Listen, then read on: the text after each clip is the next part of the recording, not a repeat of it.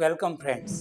The diary of CA के page 10 योगक्षेम में maximum utilisation. अब तक हमने भरत भाई के फैमिली में से उनके बड़े बेटे उज्जवल का रोल अपनी फैमिली के विकास के लिए फाइनल कर लिया है। अब इस पेज 10 योगक्षेम में हम भरत भाई की फैमिली के दो और एसेट्स के सही यूज के बारे में बात करेंगे। एक 200 करोड़ की हाई वैल्यू लैंड और दूसरा यूएसए में पढ़ाई कर चुका लड़का सुजल, जिसे भरत भाई ने 5 करोड़ रुपीस के इन्वेस्टमेंट स्कीम के जरिए यूएसए सिटीजन बनाया है। इन दोनों को भरत भाई की फैमिली के विकास में कैसे सही तरीके से अप्लाई किया जाए, इसका सॉल्यूशन गीता का एक पावरफुल सूत्र योगक्षेम में छुपा हुआ है। योगक्षेम है जो कहता है अपनी क्षमताओं को सही तरीके से हर किसी को यूज करना चाहिए। जिसके पास क्षमता है और अगर वो उसे सही तरीके से यूज नहीं करता है तो वो भी गीता में अधर्म यानी पाप कहा गया है। चलिए वापस आते हैं भरत भाई की फैमिली की स्टोरी पर। भरत भाई ने लास्ट एपिसोड में कहा था हमारे पास 200 करोड़ की एंसेस्ट्रल लैंड भी है जो अब तक आइडल पड़ा है, जो अब तक हमने बेचा नहीं, क्योंकि डर था कि पैसा मिल भी गया तो उसे मीनिंगफुल यूज कैसे करें। और बेचने में एक डर और भी था कि कभी कभी इतना ज्यादा पैसा बच्चों को ग्रो करने की बजाय स्पॉइल भी कर देता है। अब आपके साथ डायरेक्ट बिजनेस इन्वेस्टमेंट अपॉर्चुनिटी और मेरे दोनों लड़कों के एक्टिव पार्टिसिपेशन इन बिजनेसेस को समझने के बाद ये डर तो दूर हो गया है। मैं अपनी जमीन बेचकर 50 crore rupees direct business investment करना तो चाहता हूँ और ऐसा करने से मेरे दोनों बेटे भी अच्छे से इंडिया में ही बिजनेस में सेट हो जाएंगे। पर दूसरी तरफ मेरे मन में एक गिल्ट भी है पुरखों की जमीन बेचने की। बेचूं या नहीं ये डिसीजन मैं नहीं ले पा रहा हूँ। श्वेतांक भाई, क्या आपके पास लैंड के लिए भी कोई आइडिया है? क्योंकि लगता है अब आप सिर्फ फ्यूचर प्लान नहीं दे रहे, आप हमें और हमारी वेल्थ को भी ग्रो करने का रास्ता दिखा रहे हो। मैंने कहा भरत भाई, हमारी टीम अक्सर सेमी रूरल लैंड ओनर्स के साथ काम करती है जो टेक्निकली रूरल होते हैं पर सिटीज के बेहद करीब होते हैं। मेरी टीम ऐसे लैंड ओनर्स के साथ मीटिंग्स अरेंज करती है क्योंकि उनके पास आपकी तरह ही हाई वैल्यू लैंड होती है, पर अगर वो सिर्फ फार्मिंग कर रहे हैं तो वो लैंड का रियल पोटेंशियल यूज नहीं कर रहे हैं। फॉर एग्जाम्पल, अगर आपके पास सिटी के पास 10 एकड़ लैंड है जिसका वैल्यू 200 करोड़ रुपए है और उस पर फार्मिंग से सिर्फ 10 लाख रुपए ईयरली मिलता है तो रिटर्न सिर्फ 0.05% होता है। एफडी से भी इससे 140 गुना मिल जाता है। क्लियरली ये वायबल बिजनेस नहीं है। तो मेरा सजेशन ये है, अगर आप फार्मिंग कंटिन्यू करना चाहते हो तो अर्बन लैंड को बेचकर उस पैसे से 10x ज्यादा एग्रीकल्चर लैंड खरीदो किसी लो कॉस्ट रीजन में। वहाँ फार्मिंग इकोनॉमिकल भी होगी और स्केलेबल भी होगी। और अगर फार्मिंग कंटिन्यू नहीं करनी है तो डायरेक्ट बिजनेस में इन्वेस्ट कीजिए। जैसे मैंने पहले बताया था, इन्वेस्टमेंट का अमाउंट आपके ऊपर है, डिपेंडिंग ऑन आपका इंटरेस्ट, आपके बच्चों का एजुकेशनल बैकग्राउंड और किस सेक्टर से आप जुड़ना चाहते हो। आप प्राइवेट इक्विटी इन्वेस्टर बन जाओगे और आप या आपकी फैमिली से इनमें से कोई भी टीम का पार्ट बन सकते हो। प्रगति टीम जो ग्रोथ एग्जीक्यूशन का काम करती है, technical team, financial team, scalable and profitable strategy making team. और अगर आपको पुरखों की जमीन बेचने का गिल्ट है तो मेरे पास उसका भी एक सॉल्यूशन है। आप सेम 10 एकड़ एग्रीकल्चर लैंड 1/10 रेट में मिले तो सिर्फ 10% ओल्ड लैंड की सेल वैल्यू से ही ले सकते हैं। अब आपके पास जमीन तो उतनी ही है, बस थोड़ी दूर है।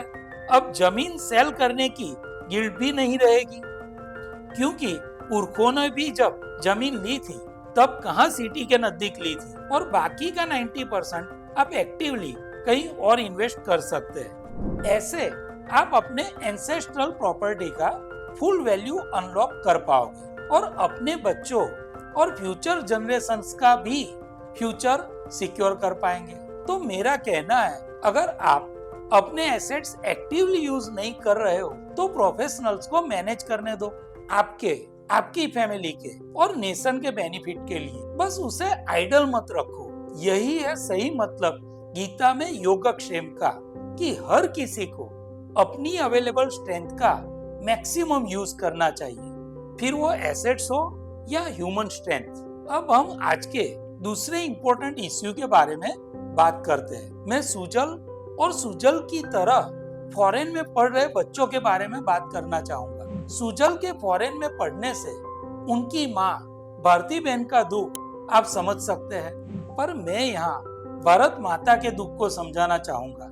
अगर कोई इंडिया से बाहर जाके ज्यादा कमा सकता है और ग्रोथ कर सकता है तो वो उसके लिए और देश के लिए अच्छा है, लेकिन भरत भाई के फैमिली से सुजल और उज्जवल अगर फॉरेन में चले जाते हैं तो ये इंडिया के लिए नुकसान है, क्योंकि वो इंडिया को भारत बनाने में कंट्रीब्यूट कर सकते थे। अगर आप नोटिस करेंगे तो पाएंगे जो भी इंडिया के अमीर फैमिलीज है उनके बच्चे मोस्टली फॉरेन में पढ़ने या काम करने चले जाते हैं। इससे क्या प्रॉब्लम हो रही है समझते हैं एक सिंपल एग्जांपल से। मान लीजिए दो स्कूल्स है, स्कूल ए और स्कूल बी। स्कूल ए के हर साल के टॉप 10 स्टूडेंट्स स्कूल बी में शिफ्ट हो जाते हैं। अब सोचिए 10 साल बाद क्या होगा। स्कूल ए में सिर्फ एवरेज और वीक स्टूडेंट्स बचेंगे, जबकि स्कूल बी में सारे टॉपर्स होंगे। तो क्या कभी भी स्कूल ए स्कूल बी से आगे निकल पाएगा? नहीं ना। यही प्रॉब्लम इंडिया के साथ हो रही है। अगर हम अपने ब्राइटेस्ट माइंड्स को फॉरेन जाने देते रहेंगे तो हम कैसे नंबर 1 बनेंगे? इसे सॉल्व किए बिना इंडिया को टॉप पर पहुंचाना मुश्किल है, फिर से भारत बनाना मुश्किल है। और ये सिर्फ इमोशनल प्रॉब्लम नहीं है, ये इंडिया के लिए एक बड़ा इकोनॉमिकल प्रॉब्लम भी है। कैसे? इंडिया से total 18 lakh students are studying abroad as of June 25, जो सालाना $60 बिलियन जो 5.16 लाख करोड़ रुपीस होते हैं उतना खर्च करते हैं। ये अमाउंट हमारे डिफेंस बजट का 76% होता है। अब मुझे ये समझाइए, क्या इससे भारत माता खुश होती होगी? ये प्रॉब्लम सिर्फ सुजल की माँ भारती बहन की नहीं है, ये प्रॉब्लम भारत की 18 लाख भारत की माताओं का और भारत माता का दोनों का है। ये एक इमोशनल और इकोनॉमिकल दोनों प्रॉब्लम है। इंडिया की परफॉर्मिंग टैलेंट्स को रोकना, भारत बनाने की कोशिश करना जरूरी है। अब ये काम गिफ्ट सिटी से पॉसिबल है। ऑलरेडी कई global prestigious universities gift city में आ चुकी है और नियर फ्यूचर में कई और भी ग्लोबल यूनिवर्सिटीज आ जाएंगी, जिससे अब इंडिया में ही अब इंडियन स्टूडेंट्स फॉरेन यूनिवर्सिटीज का एजुकेशन ले पाएंगे। अब यहाँ मैं भरत भाई की फैमिली के साथ भारत की हर फैमिली से बात करना चाहूंगा। मुझे बताइए, भारत तत्वमसी से भरा पड़ा है। भारत के पास भी भरत भाई की फैमिली की तरह सब कुछ है डेवलप बनने के लिए। We have fastest growing economy of the world. We have youngest nation of the world. We have most intellectual people of the world. We have the most versatile geography of the world. We have strategical geographical location in the world. We have rich history of success. And last but not least, we have trust of the world. India is at present sweetest spot of the world.